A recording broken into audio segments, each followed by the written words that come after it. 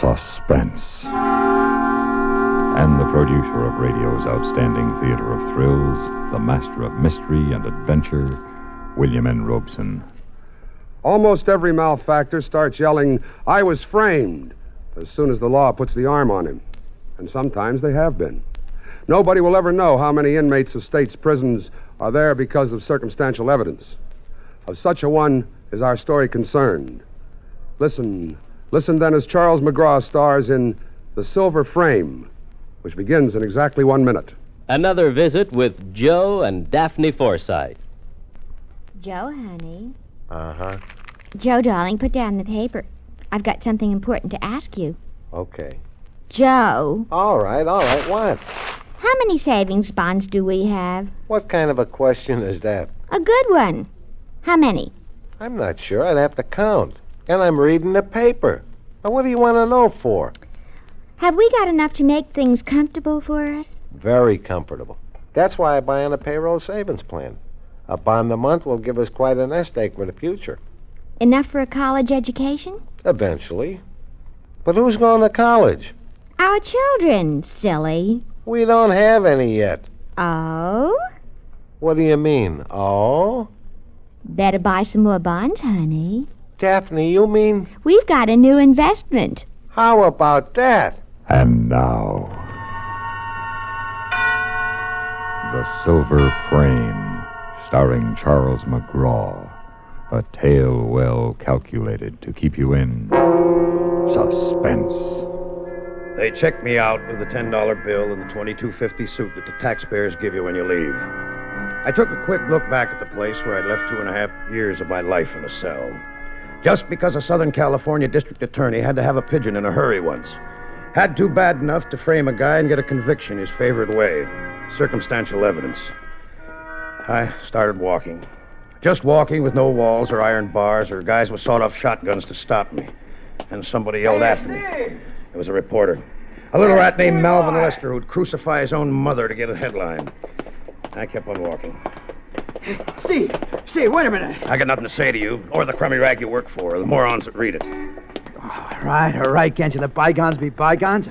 I'm just a guy working for a living. Beat it. All right. So you got nothing to say to me? So, what do you say to $1,000? What about $1,000? So, you say you were framed. How'd you like to get even? With who? The district attorney? All those wise guys down there in L.A. How'd you like to frame them for a change? For that I get $1,000? Sure. That's what I'm telling you. Come on. Let you buy me a drink.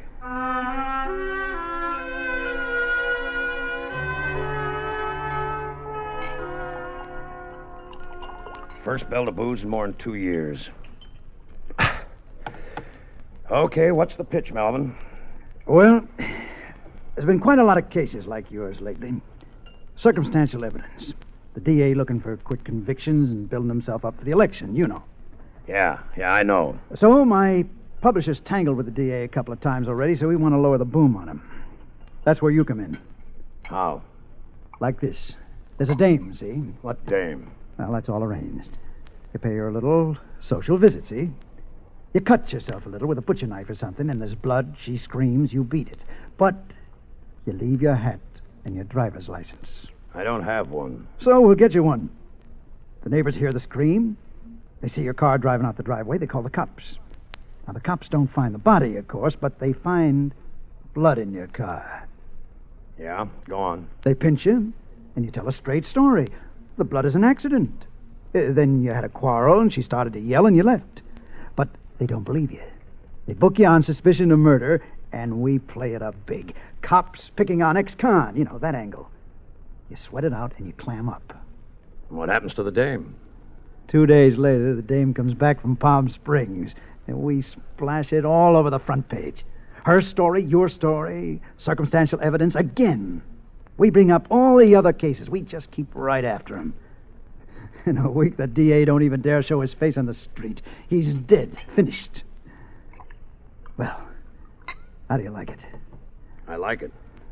Okay, kid. You're in. Well, what about the dough? Half now, half when we spring you. Okay? $1,000 and the DA thrown in. Okay. Lester paid my way down to L.A., bought me a new outfit and a hat with my monogram and the sweatband. He rented me a car and checked me into a hotel. While I was soaking in the tub, he went over to his boss office, the big shot publisher, L.B. Rawson, brought back 5 bills and the dame's name and address. It turned out to be a beach house at Malibu. This was the first surprise. I sort of expected it to be some third-rate downtown hotel. But the big surprise came when the front door opened. Mr. Gates? Well, that's right. Are you Miss Fox? Yes. Won't you come in? Thanks. What's the matter, Mr. Gates? You look a little startled. Maybe I am. Why? Well, I hadn't expected you to be so... So what? Attractive is a polite word for it, I guess. Why, aren't you used to meeting attractive women, Mr. Gates? Not where I've been for the past few years. Oh, of course, I'd forgotten. Can I make you a drink? Oh, thanks. Why is it you always expect that anyone who's been in prison will be lantern-jawed and have a scar on his face or something? To tell you the truth, I'm a little startled myself. Quite a layout you have here. It is nice, isn't it? Yeah, right over the ocean. Uh-huh. Look here at this window. You know, from this window, when the tide is in, you can actually dive into 30 feet of water. I've done it. That I'd like to see. Would you? By the way, what's your first name? Steve. What's yours? Silver. Silver? What? Oh, I get it. Silver Fox. Cute. It's my real name, too. One of Dad's ideas. Oh, he was a character. Yeah, I'll bet. And I'm another, huh? What? Come on. What's this all about? What's the angle? Well, didn't they tell you? Oh, sure. They told me. But they didn't tell me anything about a dame living in a $50,000 beach house with $1,000 of clothes on her back. Steve, you're hurting my arm. Talk. I'm doing this job for a lousy $1,000, about what your kind would spend on a weekend in Las Vegas. Oh, no, come on. You're not in this for dough. You're in it for something else, and I'm going to find out what it is. Wait, you little... You were hurting me. Well, you didn't have to bite clear through my hand, did you? Well, anyway, now you won't have to lie about our having a quarrel, will you? Oh, it's bleeding. Here, I'll get something. Never mind that. Just talk. All right, Steve. I am doing it for the money, really. What about all this? The house is rented for only a month, and the clothes go back to Western costume. Oh. Steve, you hurt me. I'm sorry. You know what my father used to say when I was a little girl? The character? Uh-huh. He'd say, I'll kiss it and make it all well. Like this? Uh-huh. Like this.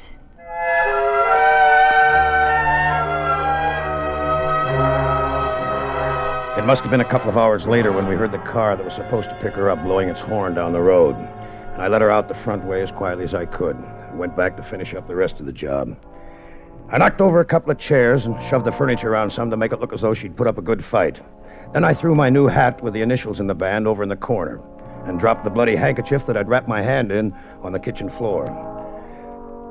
About an hour after that, I was back at the hotel. I corked off as soon as I hit the sack.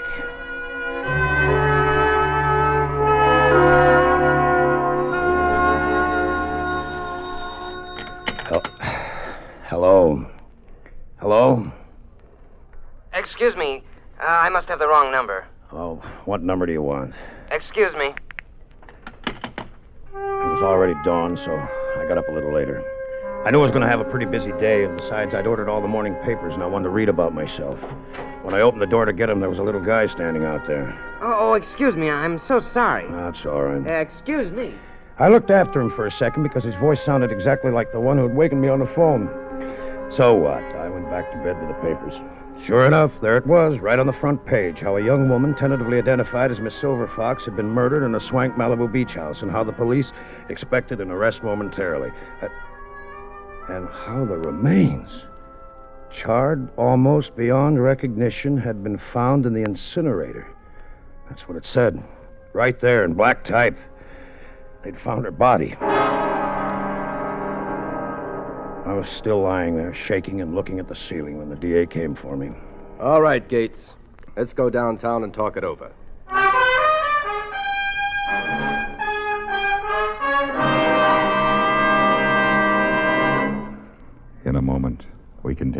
the second act of Suspense. What constitutes a symbol of heroism? When it comes to one of our best-known military medals, the Purple Heart, the symbol is a purple enameled heart within a bronze border. Superimposed is a profile of George Washington in his uniform of general in the Continental Army. Above is his coat of arms, between two sprays of leaves in green enamel. The ribbon is purple with white edges. The Purple Heart was the first American military decoration and was created as the badge for military merit on August 7th, 1782, in an order from Washington's headquarters at Newburgh, New York. Only 3 were awarded for action during the Revolutionary War, and none after that time until the Order of the Purple Heart was reinstituted on the 200th anniversary of George Washington's birthday, February 22nd, 1932. The Purple Heart is awarded to individuals wounded in action against an enemy of the United States, or as a direct result of an enemy act. The blood, often the lives, of many brave servicemen backgrounds the Purple Heart, a proud tradition of service and sacrifice. And now, starring Charles McGraw, Act 2 of The Silver Frame. Why did you kill her? I didn't. You was in love with her, wasn't you? No. You just got out of queue, you went to sea. You found out she'd been double-crossing you, so you killed her. Come on, don't be a sap. Talk. He's right, Steve. Why don't you make a full statement? Maybe there were extenuating circumstances. Maybe we can make a deal. I've told you the whole story. I've been... Framed, sure, you're always framed. What about the blood? What about your hat? What about the body? I don't know anything about a body. The blood was where she bit me. You admit you had a fight with her. Sure, but... What about? Look, what's the use of putting me through this routine? Call the paper like I told you and talk to Mr. Rawson. I've got news for you, Steve. We did. Yeah? He says it's the most cockeyed story he ever heard in his life. In short, he says you're a liar. Oh, he's covering. He's scared. All right, then, get a hold of Malvin Lester. He's a rat, but he can't be rat enough to let an innocent man go to the gas chamber just because his boss tells him to. I'm afraid we can't get a hold of Lester. Why not? He's in the morgue. Who killed him? That's our worry. Oh, it shouldn't worry me a bit, huh? Steve, be smart. Do what I tell you. Maybe we can reduce it to second degree. I can almost promise you the worst you'll get is life. Oh, thanks. But I'm warning you. If you make us go to trial on a first-degree murder indictment, I'll send you to the gas chamber just as sure as... Okay. Oh, okay, I'll talk. Well, now you're using your head. Here's a statement all made out. Just a general confession, you understand. We'll get the details later. All you have to do is sign. I'm not going to sign anything you wrote. Okay, write your own statement. I don't want to write anything. Well, what do you want? You just Look, said that... Look. Take me out there to her place. I'll go through the whole thing for you, just the way it happened. Every word, every move. You can have a stenographer take it down, and then I'll sign it. Well, I guess there's nothing wrong with that. It's a deal, then? It's a deal. It was dark when we got out to the beach. I was taking a long, crazy, desperate chance, and I knew it. If it didn't work, well, the spot I was in, it wouldn't make much difference anyway. And then we were inside of the house, and they were all standing around, and I was in the center of the stage. All right, Steve. Do your stuff. Well, we had a few drinks, and, well, I hadn't been in the same room with a woman for 2.5 years, and well, anyway, she fought me off, and that's when she bit me. That happened here. We were standing right here. Then what happened? Well, she broke away and ran across the room and to about where you were standing, only back a little further. Here? Yeah, about there. And what did you do? When she bit me, it hurt. I was startled. I backed up a couple of steps toward the window until I was standing about here. Then what did you do? Then I jumped! Hey, get away! Get away! Hey, get away!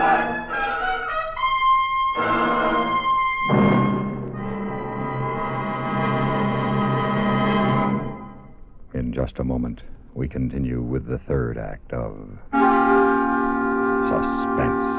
Another visit with Joe and Daphne Forsythe. Okay, Daphne. The slides are all set. Turn off the lights. There.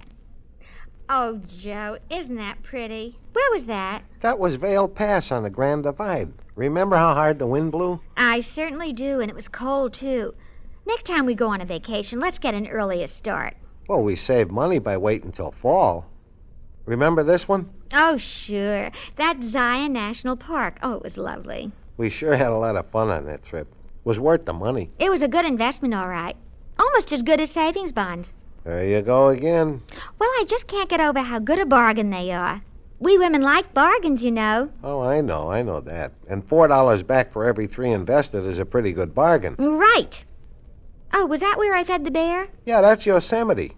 We were lucky the bears weren't already in hibernation. How do they live when they hibernate? On fat they store up during the warm months. Just like savings bonds. Huh?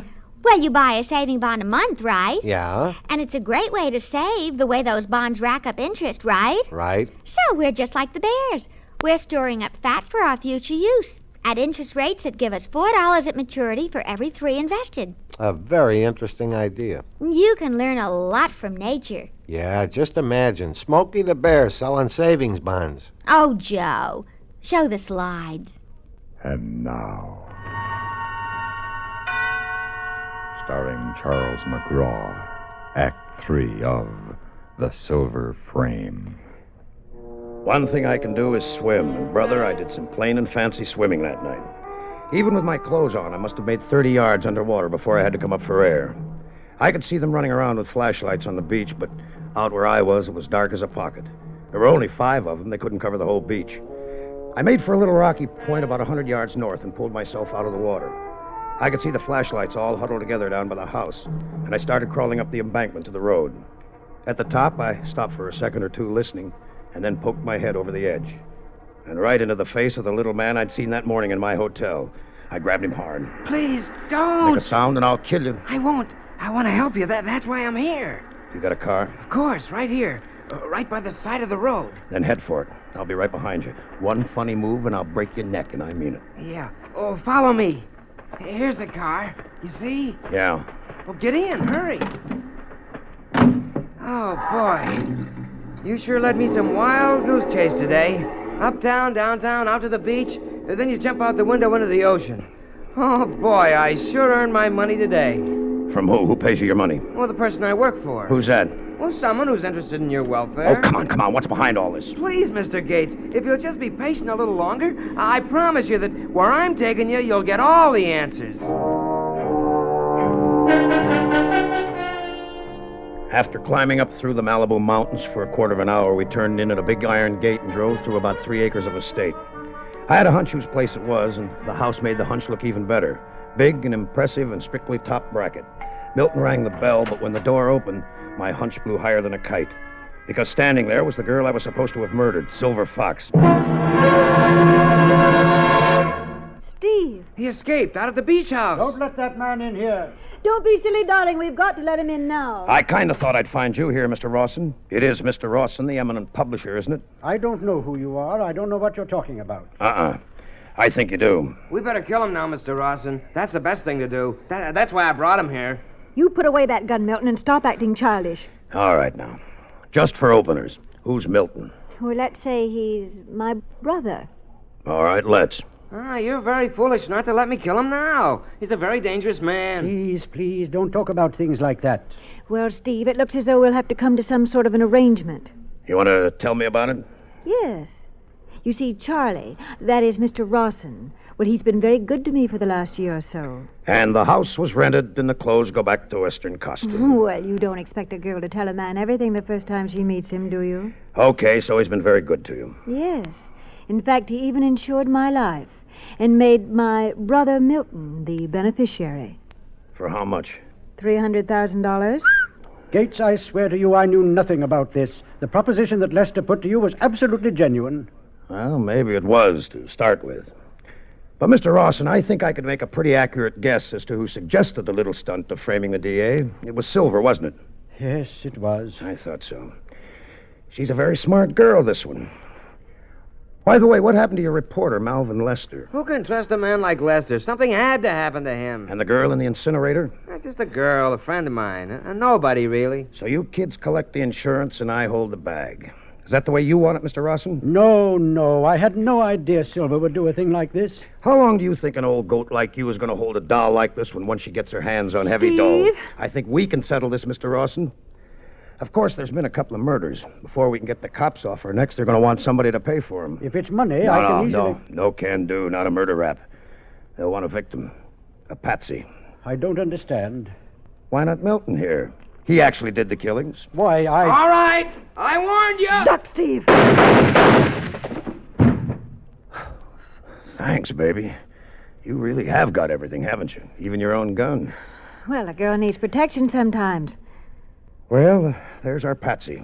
Get the money, Steve. Milton's got it on him. You got it that quick? Big newspaper men have ways of arranging these things. $300,000 cash. It's pretty, isn't it? Yeah. Steve, Yeah? I've been thinking about something. So have I. You and me. Silver. What about your sugar daddy here? Oh, he couldn't say anything. He wouldn't dare. Oh, Silver, baby, how could you? We've got the dough. Yeah, it could work. Oh, I know it would, darling. Okay. But you'd better give me that gun of yours. All right, Steve. Thanks. Well, what are you doing? Getting some law to clean this up. Give me the DA. He'll talk to me. Tell him it's Steve Gates. Farley? Well, I've solved your case for you. You'd better come out here. 1124 Balano Canyon. No. Two of them. Steve! A little stiff named Milton and a dame named Silver Fox. Steve!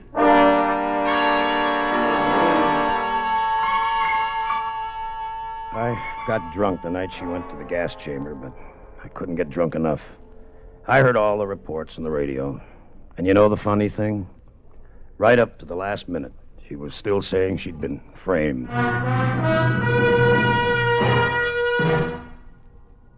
Suspense, in which Charles McGraw starred in William N. Robeson's production of The Silver Frame by William Spear. Supporting Mr. McGraw in The Silver Frame were Tracy Roberts, Jerome Thor, Chester Stratton, John Hoyt, Dawes Butler, and Jack Crucian. Listen. Listen again next week when we return with Herbert Marshall in The Long Shot. Another tale well calculated to keep you in suspense.